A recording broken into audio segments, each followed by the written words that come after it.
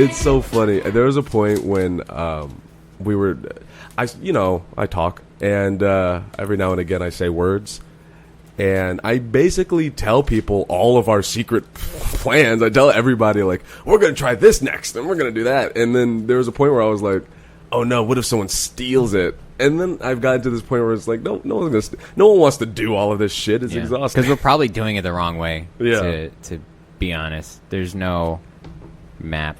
I treat it like everything else. Like if I give everyone, like when people are like, hey man, how do you make your flyers? I'm like, sometimes I make it on my phone, sometimes I make it here. This is how I do it. Like I don't hide anything, because if they start making dope flyers, then I have to make doper flyers. Yeah. And it's like there's no reason to not continue growing. And I think that what is it, feast or famine mentality? Everyone's like, oh, there's only so many ideas, and the longer I do this, I'm like, that's not true. You can always make something. Yeah, there's angles. Yeah, so no one's stolen my jokes yet, but if it happens, it's like, all right, well, that's a dumb joke, so I'll write another dumb joke. Are your jokes tailored enough? So like, there's no way I could steal a Joe Rogan joke. There's just no way I could do it. I have enough. I think are you asking, like, are my jokes tailored towards my style so that no one else can really do them? Yeah. Like, I couldn't do Michael Thompson's jokes. I think I would say 40% of my jokes are the George F. But the rest are very just observational. You're not going to be able to deliver it like me, but you might be able to take the premise and the punch and make something work for you. Which jokes were the ones that you feel like are not easy to take from you, and why are they not easy? Me being Filipino, my experiences and stuff. Yeah. Because my edge in has always, not my edge in, but I guess what I've always tried to do is not make my race or anyone's race part of the set. Like you always have those conversations like, oh, you must talk about being Asian. You must talk about black shit, and it's like, to be put in that box right out the gate is borderline disrespectful, and not true. So I always open, like, people assume I'm this, I'm not this, and then I go into my set like, this is why I'm not this, because fucking I feel like I quote Joe Coy on every podcast, but if it's real, it's relatable. Like, we are all just people. Right. There's a lot of stupid people, but at the end of the day, we're all people and we all wipe our own asses. So why draw those lines of distinction? So when those lines are crossed in my set, it's usually from an observational perspective, and it's those types of jokes of like, you ever think about it this way? Or why are you doing it like this? And those jokes I think you can steal from me. But you can steal anyone's observational jokes, because if They're it's real, if it's relatable. So yeah, I feel I don't. It's not. They're not particularly deep jokes either. Like, my jokes are very opposite of yours, where you talk about things that are controversial, and you almost thrive in that chaos. And you're manic, so you have the brain energy to argue with yourself essentially in your sets. Yeah. And you disarm the rest of the audience like that. Whereas like mine are they're more thematic in the sense of like, people assume I'm Mexican. I'm not. And the theme there is racism isn't a thing. Like, you shouldn't. We're all people. And so mine's thematic, and yours I think is topic oriented maybe. You said disarm. What by arguing, what do you mean? Like, you can't, I'm using the royal you. Like, okay. You can't argue with someone if the argument's already been brought up and nullified. Like, so when you tell a joke that's borderline controversial, usually you'll bring up what someone else might think and then explain, not dismiss, but explain why they're wrong. They might not be, but you have a mic, so they have to be like, yeah, I guess, dude. I'm picturing all the marriage stuff, basically. Anything, though. Like, and because you're so analytical, but it works. It's not arguing it with yourself so much as just disarming. You're disarming them, that you're not giving them any ammunition to, that's racist, or that's fucked up. It might be fucked up, but they can't articulate why. And then when you're like, okay, tell me why it's fucked up, and they're like, It just is. I've been racking my brain with this. Okay, so that exact idea I try to do, and I know what you're talking about now. The feminist thing, the WNBA joke, I don't know how to present that to people in a way they're going to fucking calm down. Because, so at first I was like, okay, clearly they think that this is about women, and it's not. Just the WNBA sucks. No one gives a shit about the WNBA, women or not. They just don't. Yeah. So I tried to acknowledge, like, Serena Williams, then the WNBA. Still not working. I don't know what's going on in people's heads. I think the problem is that the WNBA is such a deep cut in general. Like, because the only thing... And I think you highlighted good at the end where you say... that Karen's Parker? Yeah. Like, tell me who that is. Because they don't know who that is, and they can't use context clues because they're dumb, they automatically feel, like, offended. Right. When you're trying to explain, like, no, I understand the WNBA, and they're missing the point. So it's the deep cut, I think, that's the problem, because everyone defaults to a certain What does thing. deep cut mean? Just like, when you make an obscure reference that, like, 3 people in the room okay. That's a deep cut. That's interesting. Yeah. Okay. I make a lot of those, and I bomb, so... So I got to find a way to express it to people so that... To generalize it more, but I don't think you should abandon the WNBA, because I think that's a perfect, like... Analogy? Yeah. Also, the problem with the WNBA is the rule set. Like... I don't know the rules. Well, it's just, like, the NBA... Sports in general, televised sports in general has been developed up to this point to be entertaining and exciting, to force action. Like, the shot clock, the out of bound, anything, like, backcourt kind of rules, just for the NBA even, it's like, it's to push action and to get viewers, and the WNBA has kind of remained pure in terms of basketball culture. Because it's the fundamentals, but it's like, it's skill. Like, you have, because there's no money in it, all the people playing are good at basketball and want to be the best basketball player. Right. And it's about outmaneuvering your opponent, whereas, like, now the NBA, I'm not saying that they're not gifted 1% athletes, but dunking is a very recent thing. Like, being allowed to dunk is still very recent. Like, before, if you dunked, it was like, what the fuck are you doing, dude? What take a J, like. Yeah. But now it's so exciting, they have advanced it. But I think the slam dunk contest is a secret steroid user catcher. No, I think they're like, how high did he jump? Oh, this dude's pissing in a cup for sure. I saw a guy who he set up a cupcake with a candle on it. He jumped up, like, his head went hella over the net, blew out the candle, and then dunked. And I was like, well, they're superhumans. Yeah, that guy. If that guy pisses in a cup, the cup's gonna melt.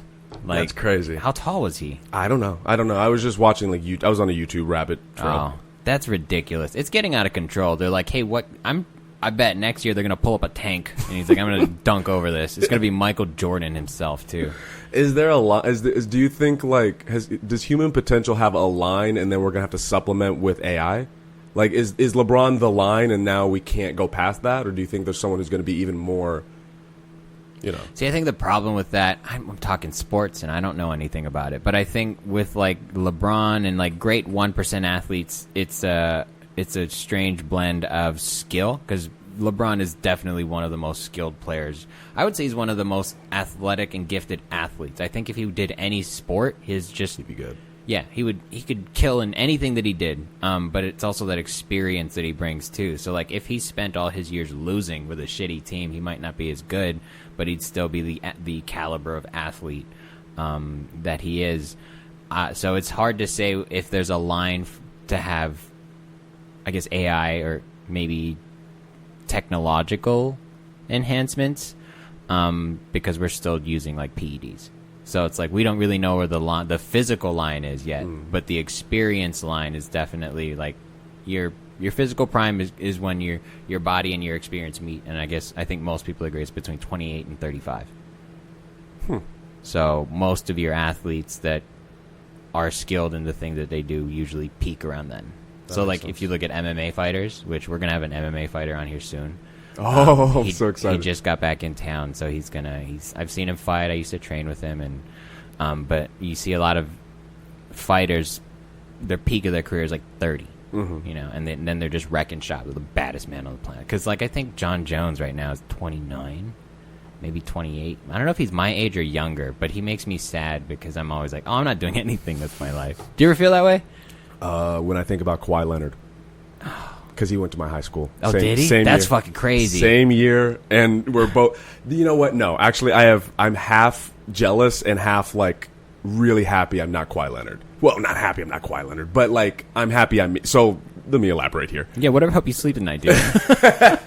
But it makes me feel better. Yeah, fuck whatever all that you have to tell yourself. All that fame, all the accolades, fuck all that. I want to sit in my studio apartment with my roommate on the floor in an air mattress. My goddamn dog on my face all the time. But... Hey, you're running Project Mayhem there. The thing I'm jealous of is obviously the success and how, but I'm not jealous in that the art form that we're in is a much long term. Like, Kawhi has his time now. Make your money and run before your body gets fucked up, before you accidentally rape somebody and the scandal comes out, whatever, you beat someone in another elevator, whatever happens, you make your money, save it, and run. Whereas comedy is more like, you're going to get there, and then once you get there, you can... It's longer. It's not as extreme of a peak. Right. And I don't mind that. I don't mind that, like, I'll probably be able to live off of this around 35, 36. I might kill myself by then. That's comedy, though, right? That's the end of the road. There you go. How do you feel about glory, then? Because I think, in terms of, like, Kawhi Leonard and comedy, I think you have to choose one or the other. I think when you have something that's long, like comedy, you can't necessarily... get the glory that you want, the sort of, like, how do I explain this? Like in tribal times when you were in battle and you were like one of the last 5 left, but you guys won. That's glory. When other, like Troy or Achilles, like, that's glory, but that's very short lived, and you can only get that by skyrocketing and then coming down hard. Yeah. But if you go the longevity route, you don't ever you get a legacy, but you don't ever experience that glory. I'm fine with no glory. Really? I don't know how I feel about that. the bigger the buddy system gets, which isn't even that big right now. That's what is freaky. Like, the bigger and the slower it the more it progresses, the more I despise the idea of fame.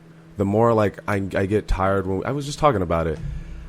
I can't go anywhere downtown anymore. And not even the cool way. Not even like, all the girls come over. It's the homeless people. It's all the guys that it's come all the over. Dudes, yeah. the hatchet-wielding homeless people. Fucking crazy. So, like, the more... Or times... I don't know. Have you gotten recognized yet? At the gym one time, he was like, hey, man, you do the thing at the Hideaway. And I was like, yeah. And I had to walk away. It's weird. It's really weird. And it's been happening more and more. Because, you know, in terms of our relation to what the buddy system is... The face is over here, and I get that now.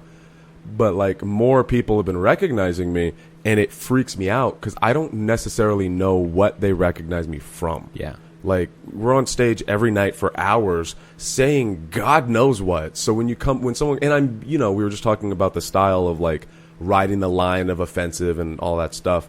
So when someone comes up to me and I don't know them, I have no context for who they are, and they're just like, hey, I saw you perform. I always just say, I always, like, default to, I'm sorry. Like, I apologize that you had to sit through that. It's fucking weird. So, yeah, I don't want glory. Fuck that. Fuck glory. I do, though. Why? I don't know. Probably because it's a small man complex, maybe. Is that a thing? Not for me. Okay. It's really not. Was it ever? There was a point where I was like, I wish I was taller, but, like, I had other issues that I needed to deal with, and I was like, I can't change my height. Why am I gonna fucking... Also, it helps that everyone in Hawaii is like my size. So, I mean, height and weight. So it's like, whatever. I kind of fit in here. But growing up on an island and never coming to the mainland, like, I had a different perspective. You guys call it the mainland? Yeah. That's awesome. I had a different perspective of, like, the white man that lived over there. You know, the default mainlander was, I imagined everyone was taller than me. Everyone's like 6 feet something and lighter skinned. You know, lighter or extremely darker. There's no middle. No. So I was like, I'm good here as long as I don't move there. And then I was like, fuck, I gotta move there. And so I started thinking about it, but it's never been a thing because I was, a quote unquote fucking husky kid. Like I didn't get bullied or anything. I didn't feel smaller than anyone else. Because when you're fat and funny, people just kind of leave you alone. It's fair. I did not feel that. When you're skinny and obnoxious, people don't leave you alone at all. No, Were you the funny kid in class? No, You were the obnoxious loud kid. Well, it was a love. You either really loved me or you fucking hated me. There was no middle ground. Don't bring your mom into this. She would definitely be on the. Hey, no, she lost. Whole thing. I think she maybe. I really love the new joke about my mom and the trust thing. I'm so proud of that. It's funny. No, I was. I think the people that did like me respected me for my ability to just be like, I'm just gonna try this. I was gonna try it, whatever. Let's see what happens. But then everyone else around me trying it was like, what the fuck are you doing? And it was like we did. I told you I was the Tin Man and the Wizard of Oz in high school. Fucking dude, we went in. I went around in the makeup in the school, classroom to classroom. We all went in. Me and my friend Alex Walters. He was dressed as the Lion. And we got this old school boombox. We played the Beastie Boys, Intergalactic. We kicked in doors. Like we told the teacher beforehand, we kicked in the door, and then as in character, we would rap and be like, "Come on, guys, to the fucking show." And like half of the school that knew who I was probably not even half. I don't numbers well. More of the people were probably annoyed and hated me, and then some people were like, "Holy fuck, I gotta respect that you have the balls to do that in the first place." That poor person that had 3 classes with you, like, dude, over it the first time. Take it off, you silver face. Yeah, man. It was. Oh wait, is that? No, it is not. No.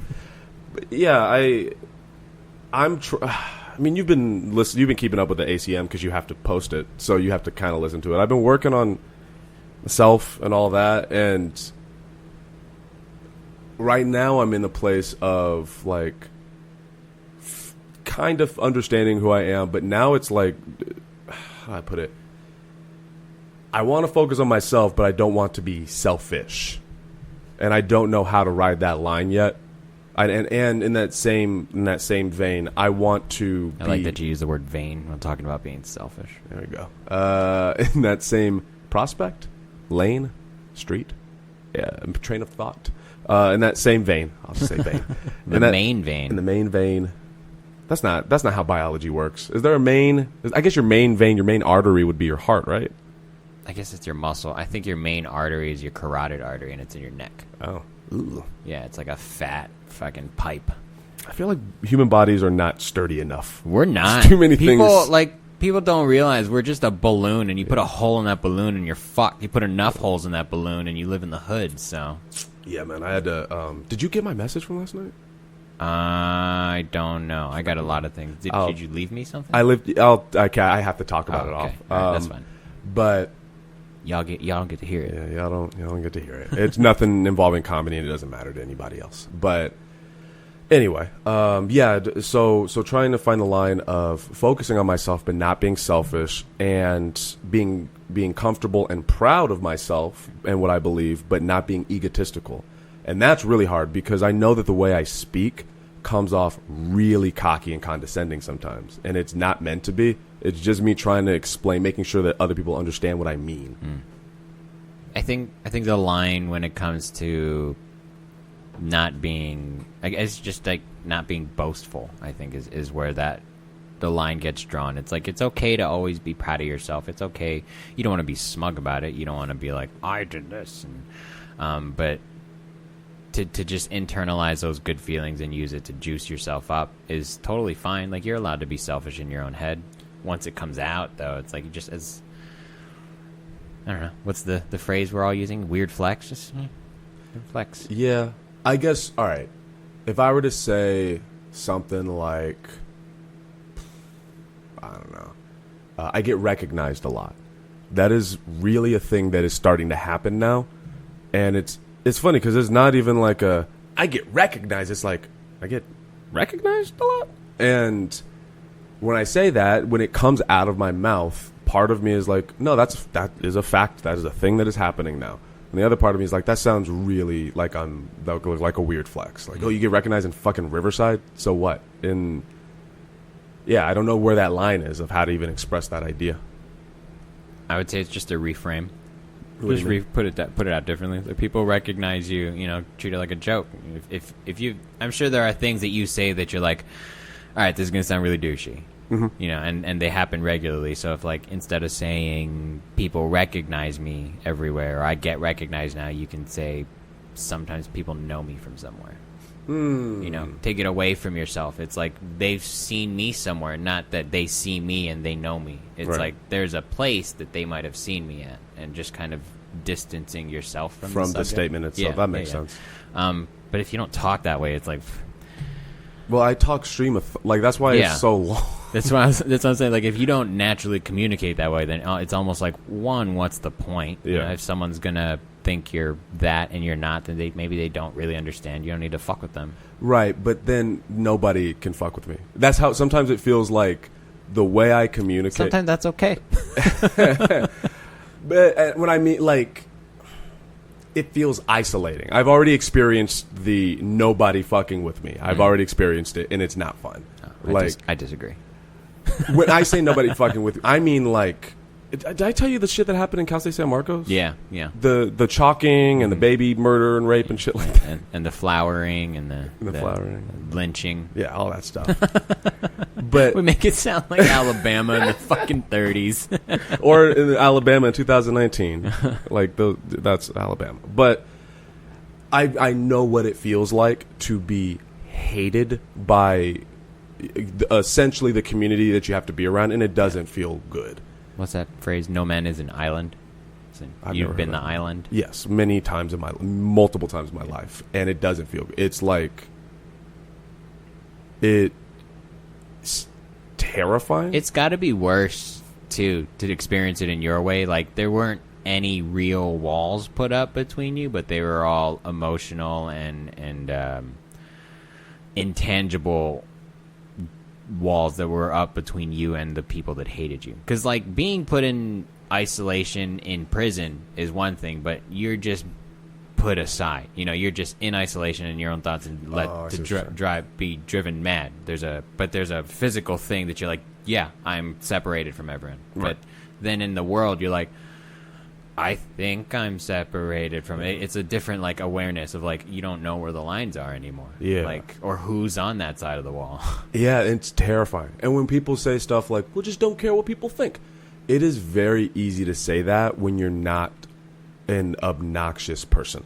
When you're not a person that is argumentative or talkative, kicking doors in for his kicking play, doors in, wearing face makeup in fucking high school. Like, when you're not that type of person, absolutely, it's very easy to you don't care what people think because nobody thinks about you in any way. Yeah.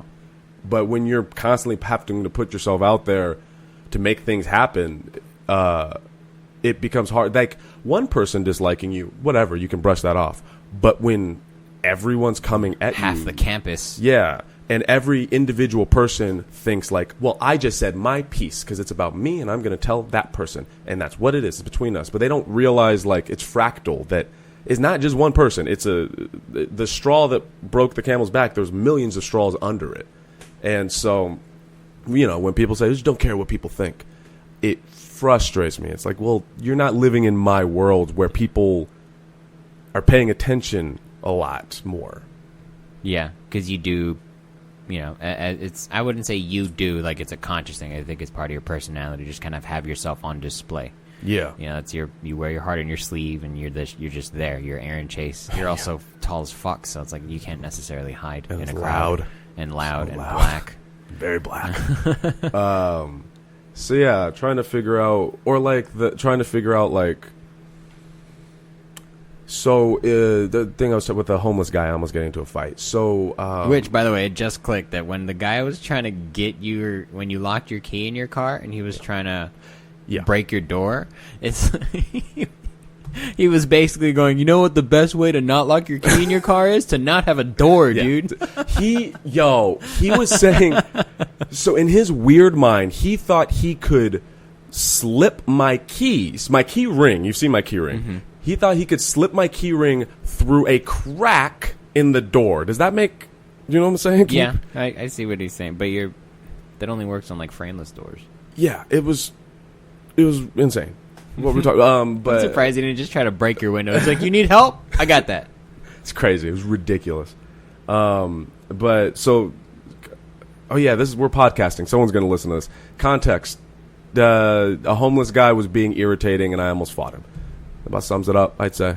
And irritating in the sense that he had his finger all up in your shit. Yeah, he was like bringing a security guard over and pointing at me and being crazy. Yeah, that's weird. So, post all of that experience, like, I don't know, I guess I just have a boisterous way of presenting things, but I was very upset, but I wasn't like gonna go home and cry myself to sleep. It's fine. But I remember, so I told you, like, Ezekiel said something like, oh, it looks like you're gonna cry, you need to handle more confrontation. And part of me is like, all right, well, do I take that statement into consideration, even though I know, like, no, I handle confrontation all the time and I'm okay internally? Or do I say, well, however I'm presenting this is not actually how I feel on the inside, and that's incongruent, and maybe I got to change that? I have no idea. I mean, yeah, to be dismissive about everything that everyone says is not helpful. You always kind of want to grow as a person, you know, and maybe just your first reaction to a situation may not be the most optimal, you know? So not necessarily that you have to change how you look at things or you have to change how you approach things. Maybe you just have to be more analytical about a situation, be more Aaron Chase about a situation. Try to, at least. So, because I don't know what Ezekiel said about this situation, but from an outside-in perspective, I could see Ezekiel maybe trying to say that instead of, you know, finger in face, please get your finger out of my face, and he keeps it there, then you go, get your fucking finger out of my face, maybe go the other way. And maybe that's what he was trying to say. Like, you don't always have to escalate. You can de-escalate and then distance yourself from the situation. Yes. But it's a weird game in my head, because that's life. Yes. Because I know exactly what you're talking about there, of like, well, maybe don't escalate. But then I'll be in other situations where it's like, bro, you need to stand up for yourself when I'm de-escalating a situation. And again, part of me is like, well, should I just not listen to anyone? And obviously that's not the response. But however I responded is how I responded. So is that me, or is that just old stuff that I'm trying to let go? Like, there's so many factors that I'm trying to play with. Yeah, and it's hard, like, it's like comedy where someone tells you something and you're not going to know until you're in that situation. It's hard, and it's good that you're analytical and you know where your shortcomings are, so that when situations like that arise, you can be like, all right, dude, whatever, I'm going to do this instead of this because last time security was there and I almost got maced or something. I don't know. For me, it's just always de-escalate because I'd rather not deal with it. That's my default. Do you get, because we're very much the opposite in the heart sleeve thing. You chain your heart into a little cage. Yeah, no, I don't even have one. It's Yeah. It's in Davy Jones' locker. It's in a fucking box, and there's two cannons facing it. Yeah, it's good to go. No one's gonna see it. Hopefully, if we can keep if we keep Charlie away. Anyway, you're asking me a question? Yes, I am asking you a question. I was gonna say, do you feel? But do you, like, internally? You see when I'm upset. People know when I'm upset. People know when I'm happy. People know when I'm sad. It's very clear. It's not very clear on your face. What is going on? Oh, in no, your... I'm always upset. It's just, okay. I'm the Hulk. I'm always angry. Yeah. No. I don't know. I say this a lot too. I just don't have enough brain power to do everything at once. You say that, and I don't think I understand it. My mom's told me I have resting bitch face for a long time. This is not a new thing. It's like she's like, you always look unhappy. And even as a kid, I was like, well, I'm fat and like there's nothing to be happy about. She's like, you should smile more. At what? That's fucking weird if I'm just smiling and no one's talking to me, you know, because I don't want to talk to people. I'm an introvert essentially. So that's not a new thing. I wear resting bitch face and people don't approach me. And it's very clear now because I've let Cody and Jonathan run sound, and both times, like every time they do it, Cody got like, hey man, you're a really good sound guy. I really enjoyed that. Or Jonathan gets a drink bought for him. Like when I run sound, I'm just at the end of the show, just cleaning up. No one says shit to me. And I think it's because I have resting bitch face, but it's fine. I do feel, but it's in terms of like confrontation. I don't react until I have to. But it might just be a confidence thing to know that if I have to, I'm okay. Because of the jiu-jitsu stuff. Yeah, well, and because like I'm not weak. Like right. I'm strong enough. Like if something happens, I can do something for an extended amount of time where I can then run away from the situation. Right. I guess, and this is why I want to get into jiu-jitsu again, because I recognize that like part of that I would imagine part of that calm, or most people that fight, unless you're a crazy person, unless you're not even Mike Tyson's pretty calm now, but most people that fight, he's always been pretty calm, honestly. Has he? Yeah, we'll go into Mike Tyson lore. That's fine, but most of his youth, he's timid, he's shy, he's an introvert. Mike Tyson's not a smart man, but when it comes to for real, two topics. Boxing and world history. Fuck off. World history? Yes, I shit you not. This dude will go back into like ancient Greek and tell you generals and why they did this and what makes them savage. Yeah, no, he definitely does. Okay. He definitely does. He got lucky in finding someone who knew how to channel that and make a champion. But Mike Tyson was always very, very withdrawn. His stage persona, his ring persona was he was trying to make them as afraid as he was. Like until he became heavyweight champion and he was coked out of his mind, he admitted, he's like, I was fucking terrified. Like, fucking voice. That voice. And I know it's a cliche voice to do at this point, but that voice does not make sense for that man. No, it does not. And that's the best part about the voice. What I try to do with the voice, it's not a good one, but it's not a Mike Tyson voice either. It's Mike Tyson's being Mike Tyson. It's not the Iron Mike Tyson on like I'll fuck you till you love me. Like it's not. It's every day asking for things, making suggestions, and wanting things. You never get that Mike Tyson soundbite. You always get the crazy ass. Someone asked him a dumb question after he got punched in the head. So like the contrast between Mike Tyson saying "I'll fuck you till you love me" and Mike Tyson at the grocery store asking for where the peas are. Yeah. Right. Yeah. Okay. So that's what I try to do with that voice. But it again, I say it all the time. If you sound like that, you better know how to fight. Right. And that he got picked on a lot. He didn't really know how to fight. You should see him. I'll show you. I think it's in my book, actually. You should see him at like 14. I was like, fuck you. This is a 21-year-old. Really? Yeah. And he got picked on? Yeah. Because he was special. Like right. His first fight was because there was a group of kids, because he grew up in Brownsville, poor as fuck. Yeah. He and his mom had to stay in like abandoned buildings for a little while. But his first fight was because he would take care of birds. Like he had bird cages at the top of like a lot of abandoned buildings because he liked pigeons. And someone found out about it, and I don't know if they told him or they were going to, but they were gonna go fuck with his birds. And he was like, no, you're not. And you know, he got that retard strength, and he was like, all right, we're doing this. He genuinely sounds like a Hey Arnold character. Like oh, that's Mr. Tyson. He carries the pigeons around and he beats people up. Like that's they have legend about him. Fighting. Oh, okay. So fighting. Okay, so like you have that confidence because you've been trained enough and you're strong enough to where you're confident against most, like the average person. I would say I would personally reframe that because the way I see it is that I know what I'm capable of.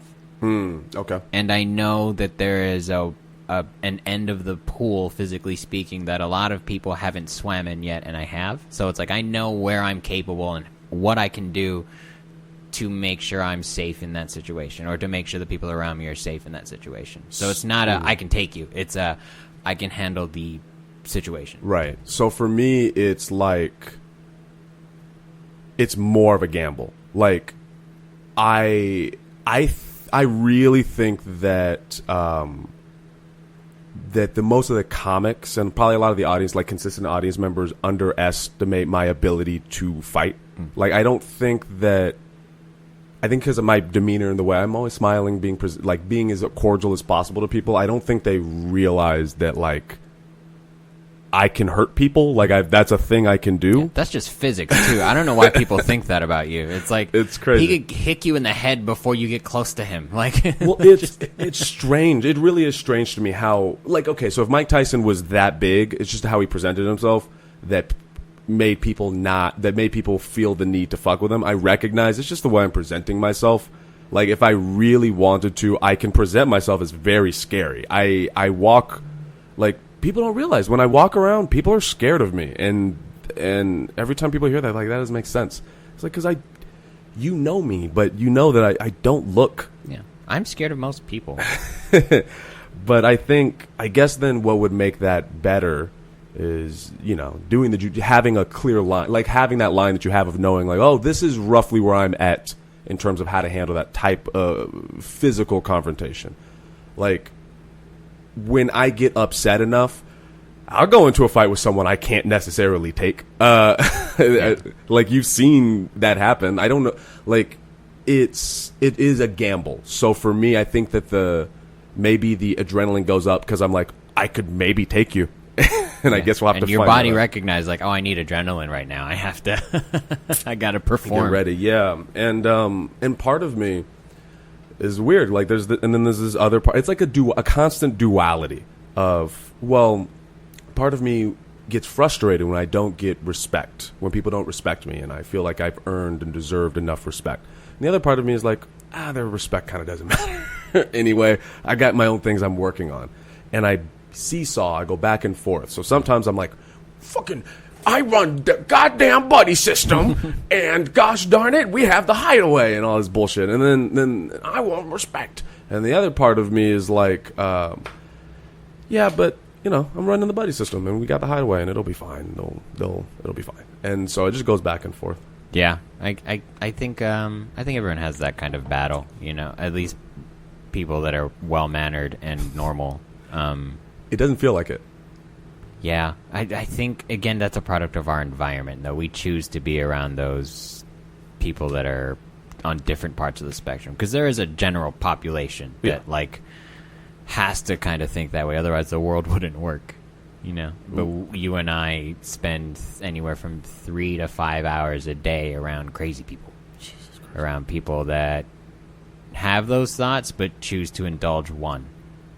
You know, like, should I smoke today? Should I not smoke? Should I drink today? Should I not drink? Like, alcoholics and substances, like, those are you can try to balance it, or you can choose to indulge one. So it's like, when it comes to, like, the personality of, like, am I going to be boastful, or am I just self-respect? Like, it is a balance, and it's a game, and it's part of that. I think it's part of something you don't really figure out till you're, like, 35. You know, it's part of that the life experience where you become your emotional prime as well. Yeah.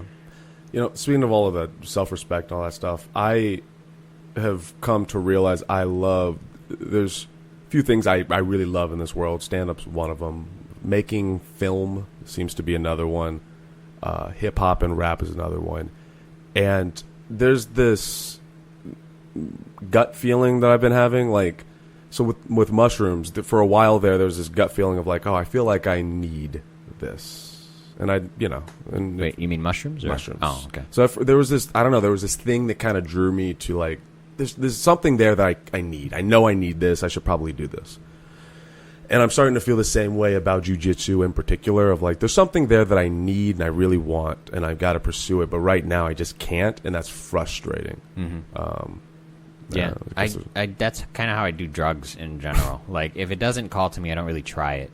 And weed was one that, even as a kid, I was like, that's cool. I never felt any draw to it. I preferred the smell over cigarettes, if I'm being honest. Like, yeah, you can light up a joint. I don't give a fuck. But you light up a cigarette, and I'm probably going to step outside. But then when I left Hawaii, I was like, I think I want to try it. But then someone offered me Coke, and it's like, Yeah. It's not that it's I'm scared of it. It's like I don't think that would benefit my life in any way. I don't think I'll learn anything from it, and I don't think it'll bolster me for it. How do you describe? You said your spidey sense. How would you describe that? Because I've been using the gut thing. How did you describe that feeling? Because I don't know. It's that initial first impressions do matter, you know, and it's like.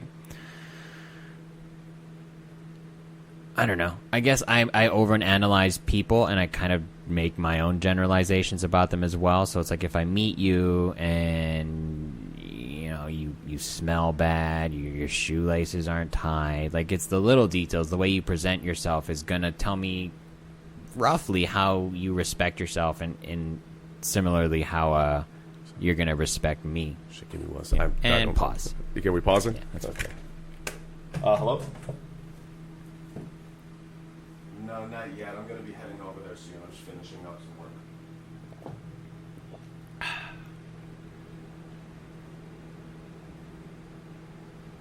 Gotcha. All right, I'll be over there soon.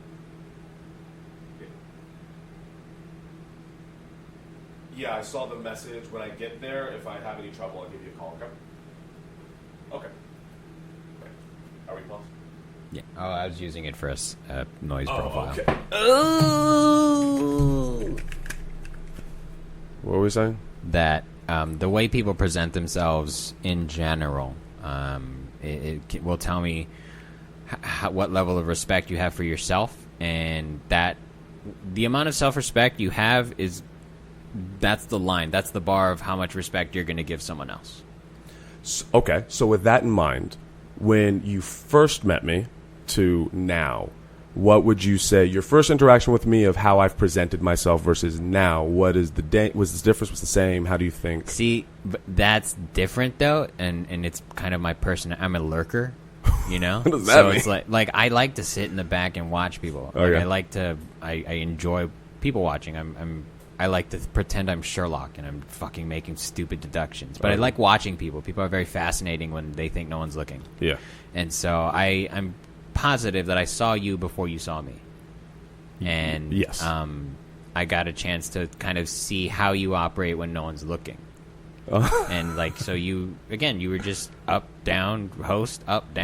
Like you were about the show, not about Aaron Chase and the show. And so it's like you can step outside. It wasn't a self-respect thing in that gauge. It was more of a personality trait that like you have the ability to separate yourself from a situation enough where it's like it's not about you. I could see that it was about the show. Right. You know, like I tell everyone, like if I'm bussing tables at the Hideaway, it's because I got it from you. That's you enjoy the spot, you respect the spot, and you treat it that way. Mm-hmm. So that. I didn't know your level of self-respect, but that showed me how much respect you had for the business and the venue. And so that was the bar of like, okay, cool, he's a normal person. He should get a friend. Like, someone should help this guy. You just won. I'll come back next week and maybe not tell him about it. So, and then outside of the show, what was your initial, in terms of self-respect and how I've presented myself back then? I don't know. I've never felt like you were someone to hide anything, so it's like I never really had any heebie-jeebies about you. Yeah, I didn't have any of those like, well, that's weird. It was just like oh, he's cool, and then you started climbing, we got to know each other. It was just a very organic growth. Right. So it wasn't now where people show up and they want something from us. Right. You know, it was like I got to experience, and we got to experience something like we were equal. Right? Yeah. We were doing the same thing, or essentially, and we were just living life. So, right. But now when people come up to me, it does go through that self-respect thing of like, you do clearly want something from me, and I got that from the conversation we just had, and this is how you present yourself, and this is your work ethic. It's like, all right, comedy's a job for me, and if you're not going to keep up, I don't have time for you. Right. So that's where the self-respect thing comes in. It's like a job interview, essentially, a nonverbal job interview.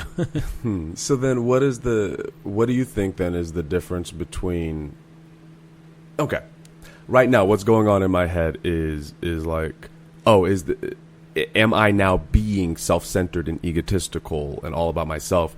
I've hijacked this to make this about myself. And then this other part of me is like, well, George is fine with that, and I know George is fine with that and doesn't speak much either. This other part of me that's like, no, that's mostly those two parts. So duality. It's always it's going back and forth. And so in my head, what I've been working on is like, okay, well, don't apologize for what you're interested in or what you want to talk about. But at the same time, keep in mind someone else's perspective. You're in a conversation. That's a two-way street. So you should keep that in mind. So I guess, should I apologize if I'm being an asshole? It goes back. It's always like, what? Yeah, I think you should just be true to your intent, and you kind of always have. You know, if you're going to be an asshole, you're going to be an asshole. Right. You know, if you don't mean to be an asshole, you don't mean to be an asshole. And I think when it comes to interacting with people as well, like when we have those egotistical moments, what we're doing is we're throwing out all our accomplishments, throwing it on the table. That's fine. Give someone else a chance to throw their shit on the table too. You know, that's right. all. Like, as long as everyone gets equal opportunity, I don't mind. It's when people continue to throw their shit on the table, and then, you know, let's say you get an opportunity, you throw your shit on, and then they dismiss you, or they immediately feel the need to roast you, or things like that. Like, people who don't offer other people the opportunity make things difficult. So. Hello? Hey, what's up, man? Yeah, man, I gotta go. I'll explain as soon as we end this. I don't even remember what we were talking about. Jiu-jitsu. So, yeah, I know I say it all the time. Like, I want to keep doing it, but like life, and I don't have money. So if you're up to continue to roll every now and again, we need to find a bigger space. That's what, because I forgot how tall you were, and it's difficult to do it in here. So if we find if I can find a space, do you want to? That's why I want an office. I want to set up the podcast and then have jiu-jitsu mats over there.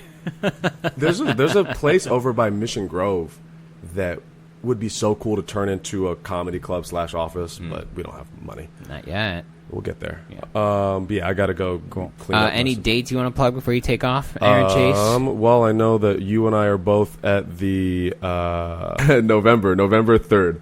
Oh yeah, November 3rd. We're at the Ice House. At the Ice House. Then July 27th, as everyone should know, we're at the Fox Theater, the Funny Box Fox show. Aaron Chase is hosting. You're stuck with him all fucking night. Oh, God. And then we got the Hideaway Cafe. We got a new book show there on fucking August 3rd. Is that one going to be a every Saturday or a once a month thing? That's a once a month, and I think it's going to be the first Saturday. Dope. First Saturday. Hideaway Cafe. And then something real special for everybody, the Ontario Improv, October 2nd. Oh, yeah. We already booked that, guys. Stop fucking asking, okay? We didn't announce it with a shitty lineup. We got a good lineup. Mikey McKernan. I'm excited. Sarah Khan, Aaron Chase, KJ. All right, Aaron Chase has to get out of here. Thanks for listening, guys. This has been an episode of the Buddycast with just the buddies. We'll talk to you next time. Bye. That's right.